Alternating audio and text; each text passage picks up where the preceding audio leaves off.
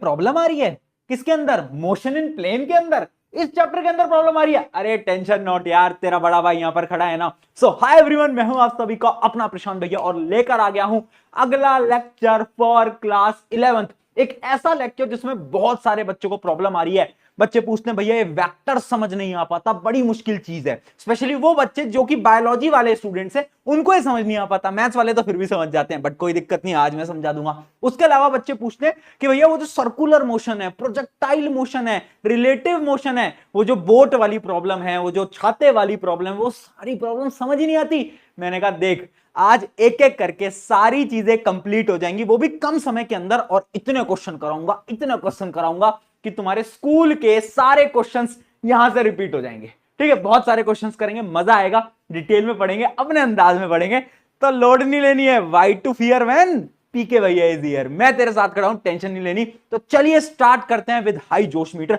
सबसे पहले तो अपना जोश मीटर बता दो, क्या एनर्जी है, क्या जोश मीटर है। ऐसा तो नहीं है कि बैठे हुए हो परेशान कि भैया ये 11th में फिजिक्स क्यों ले ली यार, एक तो फिजिक्स समझ नहीं आ रहा यार, बिल्कुल भी कुछ भी दिमाग में नहीं जा रहा है। कोई टेंशन नहीं है, कोई टेंशन नहीं है, होएगी धीरे धीरे। शुरुआत में कभी कभार हमें चीजें मुश्किल लगती है, बट हो जाएगा, उतना लोड नहीं लेना। ठीक है, तो इसी फ्लो में अपन पढ़ेंगे। सबसे पहले हम स्टार्ट करते हैं वेक्टर।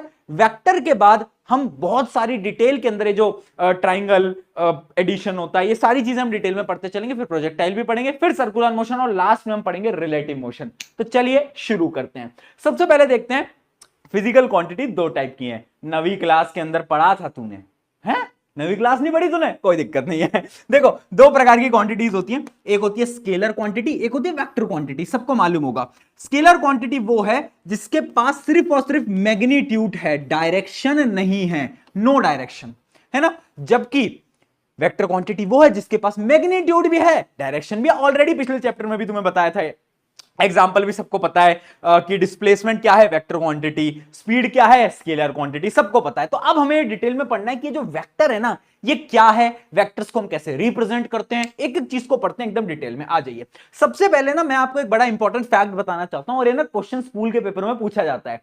फैक्ट ये है ना कि जो इलेक्ट्रिक करंट होता है ना, इलेक्ट्रिक करंट, वो एक स्केलर क्वांटिटी है बेटा। एनसीईआरटी में भी लिखा हुआ है। तो बार बार क्वेश्चन पूछा जाता है इलेक्ट्रिक करंट क्या है, तो बच्चों को ऐसा लगता है क्योंकि इलेक्ट्रिक करंट के लिए डायरेक्शन इंपॉर्टेंट है, इसलिए इलेक्ट्रिक करंट तो वेक्टर होना चाहिए, बट ये गलत है, ये गलत है। अब इसका रीजन क्या है, अगर आप ध्यान से देखोगे, मान लो एक करंट ऐसे जा रहा है ना, और दूसरा करंट यहां से आ रहा है, ऐसे आ रहा है। अब चाहे उनके बीच का कोई भी एंगल हो, फर्क नहीं पड़ता, इन दोनों करंट्स को हमें ऐड ही करना पड़ता है। समझ रहे हो ना, यानी डायरेक्शन उतनी इंपॉर्टेंट नहीं है करंट के केस में। ठीक है, तो इस वजह से याद रखना इलेक्ट्रिक करंट जो